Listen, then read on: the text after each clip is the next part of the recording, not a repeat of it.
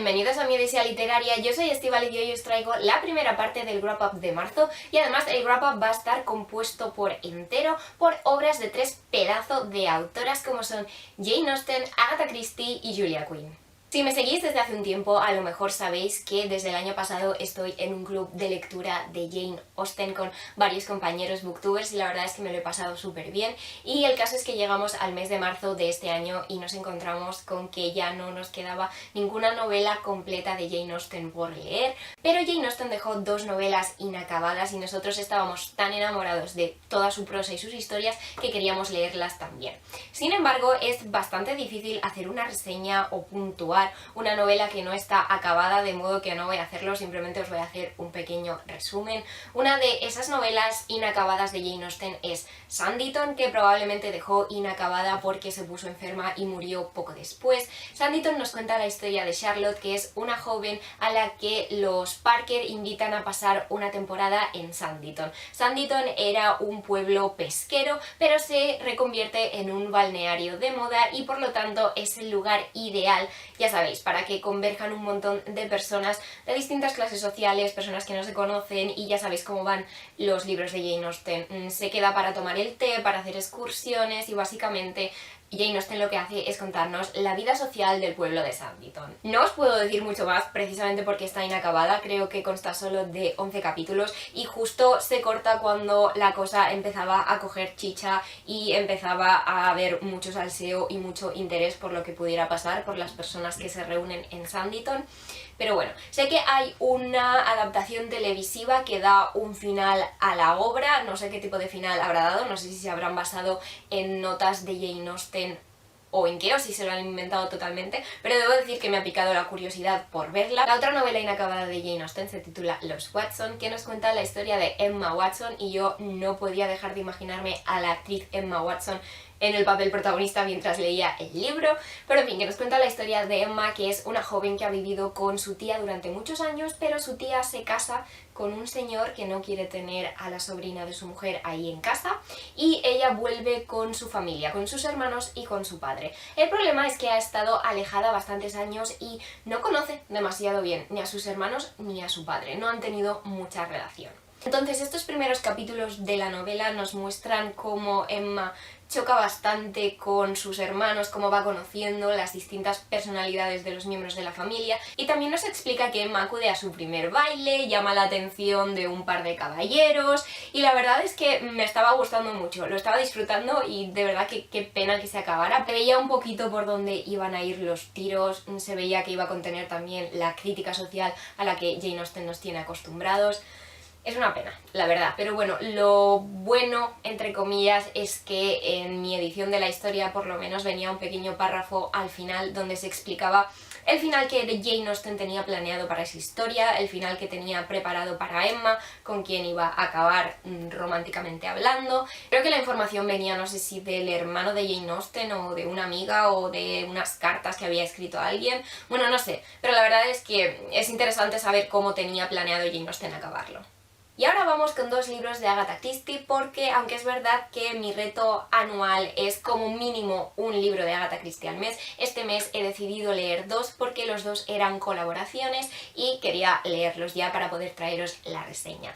El primero de los que leí fue Se anuncia un asesinato. Esta historia se ambienta en un apacible pueblecito de Inglaterra y un buen día aparece en el periódico un anuncio que dice que cierto día, a una hora muy concreta, van a asesinar a alguien del pueblo. ¿Y qué pasa? Pues lo que ocurre en todos los pueblos, que todo el mundo quiere estar al tanto y resulta que todo el pueblo, o casi todo el pueblo, se presenta en la casa en la que han dicho que van a asesinar a alguien en el día y la hora indicados. ¿Existe en este mundo una sensación mayor de orgullo que cuando uno averigua quién es el culpable en un libro de Agatha Christie? Lo dudo mucho. Y estoy muy orgullosa porque esta vez lo he conseguido adivinar de nuevo, aunque reconozco que lo he adivinado por los pelos y que no he conseguido averiguar a tiempo los motivos del asesino. Pero cuenta igual, ¿vale? El caso es que este es el primer caso de Miss Marple que yo leo. Hasta ahora solo había leído casos de Poirot o de detectives independientes de la autora, pero nunca había leído ninguno de Miss Marple. Miss Marple es una ancianita, una abuelita que tiene una mente muy aguda y que se dedica a ayudar a la policía de vez en cuando a resolver casos. Lo que sí que es verdad es que yo esperaba que Miss Marple apareciera un poquito antes, porque no aparece hasta el capítulo 8 y luego sus apariciones en la historia realmente son muy esporádicas. Yo creía que tendría más presencia y espero que tenga más presencia en otros libros de Miss Marple que sé que voy a leer seguro, porque la verdad es que lo que he visto de esta detective tan particular me ha gustado. La historia en sí la he disfrutado a más no poder, como siempre a mí me parece la mezcla perfecta entre misterio y tensión. Yo no soy nada de thrillers, no me gusta ese estilo, pero sí que me gusta un buen caso detectivesco y desde luego Agatha Christie es lo que me da. Además estoy muy contenta porque esta vez he conseguido ubicarme antes con la gran cantidad de personajes que hay y quién es quién, y debo decir que para esto ha sido muy útil el glosario que viene aquí al principio del libro. Son 2 paginitas con el quién es quién. Es muy breve, pero la verdad es que ayuda, y yo no sé por qué no lo traen todos los libros de Agatha Christie. Yo creía que a lo mejor los iban a hacer así a partir de ahora, pero en el otro libro de Agatha Christie que he leído, que también es de los últimos que ha sacado Bucket, no está este glosario de personajes, con lo cual parece que es algo exclusivo de esta historia, por lo menos de los que he leído yo hasta el momento, y de verdad que ojalá estuvieran todos sus libros. Por sacarle una pega al libro, me parece que la explicación final de todo el misterio ha flaqueado en algunos puntos, sobre todo respecto a ciertos detalles del pasado de una persona, que no me ha quedado muy claro cómo han obtenido esos detalles de tan atrás en el tiempo, y después se menciona al final que han pasado algunas cosas pero no se ha visto cómo pasaban o no se ha mencionado, y la verdad es que a mí me ha parecido que lo echaban en la cara un poquito de sopetón, pero aparte de eso ya os digo que lo he disfrutado muchísimo. Y el otro libro de Agatha Christie que leí en marzo fue Muerte en las nubes, y vuelve a tratarse de un caso del detective Poirot. Nos cuenta la historia de un vuelo entre Francia e Inglaterra en el que va Poirot y en el que muere una mujer de manera bastante misteriosa, porque en un avión pues es un poquito difícil asesinar a alguien sin que nadie te vea. Debo decir que en esta ocasión no puedo presumir de haber adivinado quién era el asesino. No tenía ni idea hasta que lo han dicho claramente en la historia, y me ha sorprendido bastante la identidad del asesino, debo decir. Y otra cosa que me ha sorprendido del libro es algo con lo que yo todavía no me había topado en ningún libro de Agatha Christie, que han sido comentarios racistas. No son comentarios racistas por parte de Poirot ni por parte de algunos de los inspectores de policía recurrentes, son comentarios racistas por parte de 2 de los sospechosos de asesinato. Y la verdad es que es algo que quizá tampoco debería sorprender. No es que esté interpretando yo que Agatha Christie fuera una persona racista, pero en el año en el que fue escrito este libro, que no sé qué año fue, esperad un momento, a ver si lo ponen por aquí. 1935. Entonces en 1935 yo entiendo que el racismo fuera algo habitual.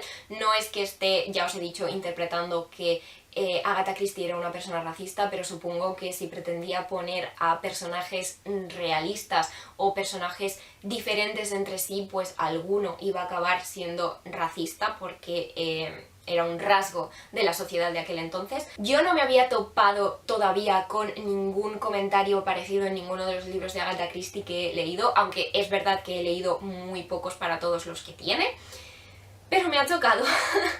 Ha sido raro. Y que tampoco es que haya un discurso racista súper largo o súper elaborado, son comentarios soltados de manera bastante casual. Pero ya os digo que me ha impactado tanto que es casi una de las cosas que más recuerdo del libro, aparte de una mención a Katharine Hepburn, porque adoro a esa señora. Pero bueno, que aún así he disfrutado de la historia, como siempre. Agatha Christie es una apuesta segura. Y ahora vamos con los 2 libros de la última autora de este wrap-up, que es Julia Quinn. El primero del que os voy a hablar es Por culpa de Miss Bridgerton, que es la primera parte en una nueva tetralogía titulada Los Roquesby, que Titania acaba de empezar a publicar en España. Este primer libro nos cuenta la historia de Billy Bridgerton, y Billy es un diminutivo para Sibila, que ha vivido toda su vida creyendo que se va a casar con uno de sus vecinos, con uno de los Roquesby. Hay varios hermanos y para ella Edward o Andrew serían opciones aceptables. El que seguro que no sería una buena elección para Billy es George, que es el hermano mayor, el heredero del condado, pero absolutamente insufrible. Sin embargo, por una serie de acontecimientos, Billy y George se ven obligados a pasar más tiempo juntos y los sentimientos de ambos van cambiando y van evolucionando. Ya sabemos cómo van estas cosas. Vale, debo decir que en cuanto empecé a leer este libro se me puso una sonrisa enorme en la cara. Me gusta muchísimo la forma que tiene Julia Quinn de describir tanto personajes como situaciones. Me río muchísimo. Este ha sido el primer libro de Julia Quinn que he leído que no forma parte de la saga de los Bridgerton, y debo decir que este y el siguiente, que también es de la autora del que os voy a hablar más adelante, me han convencido totalmente de que esta autora para mí forma parte de mi zona de confort. Sé que cuando la lea, me guste más o menos la trama, voy a disfrutar y me lo voy a pasar bien. Y ya os digo, por culpa de Miss Bridgerton, de nuevo me han fascinado los personajes y las dinámicas que se establecen entre ellos, sobre todo porque adoro esa especie de enemies to lovers, de cuando los personajes empiezan odiándose y picándose a muerte y luego las cosas van evolucionando poco a poco. En ese sentido, Julia Quinn siempre me convence. No obstante, debo admitir que en este libro me parece que la trama flojea un poco. Hay una subtrama que me ha parecido metida un poquito con calzador. No se explora con la suficiente profundidad, al menos desde mi punto de vista.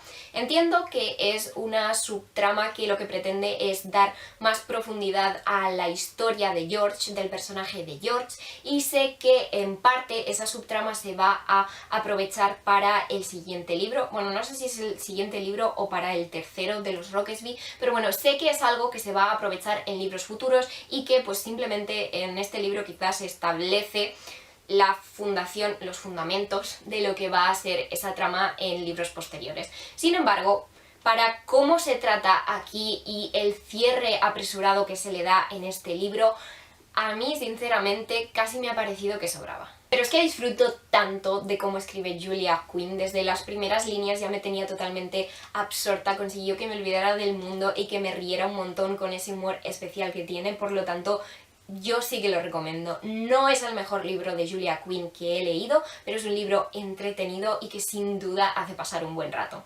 Y el último libro de esta primera mitad del Wrap Up de marzo es un romance adorable. Este es el primer libro en la tetralogía de Julia Quinn de las Smythe Smith.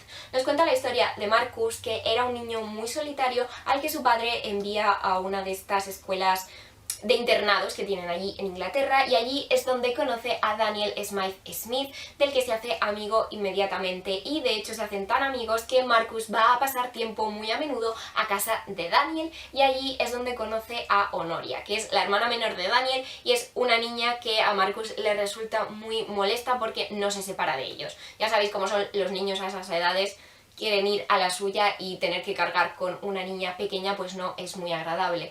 Pero cuando crecen, Daniel, el hermano de Honoria, tiene que huir del país por un duelo y le pide a Marcus, su mejor amigo, que cuide de ella.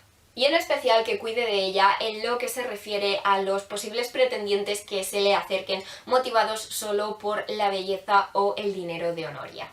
Lo he disfrutado muchísimo, incluso más que por culpa de Miss Bridgerton. Este me ha gustado un poquito más porque considero que la trama está mejor ligada. Es un romance a fuego lento, las cosas pasan muy poquito a poco y yo entiendo que quizá eso no es lo que algunas personas más disfrutan, pero para mí ha funcionado muy bien. También recurre a uno de los clichés, que es cuando uno de los integrantes de la posible pareja amorosa está enfermo o enferma y el otro tiene que cuidarle. Esas situaciones me gustan mucho. También son bastante clichés, porque las he visto en más de un libro ya, pero no lo había visto hasta ahora en un libro de Julia Quinn. Lo que sí que esa parte de la enfermedad de uno de los dos hace que la parte central de la historia quizás sea un poquito lenta. Ya os digo que a mí en este caso no me ha molestado, pero bueno, yo os lo advierto que veo por qué algunas personas quizá podrían pensar que este es un libro lento. No obstante, a mí, como siempre, la autora me ha convencido al 100% con la dinámica de la relación entre Marcus y Honoria, y además me ha gustado mucho las apariciones de algunos personajes que conocimos en la saga de los Bridgerton, porque debo decir que el cuarteto de las Smythe Smith pasa, o por lo menos este primer libro pasa de manera paralela a algunos acontecimientos que suceden en la saga de los Bridgerton. Se mencionan algunos Bridgerton, dos de ellos incluso tienen una aparición especial, también Lady Danbury. Se deduce que este libro pasa antes del final de la saga Bridgerton porque se menciona en este libro que no todos los Bridgerton están casados ya, por lo tanto digamos que sería una situación paralela.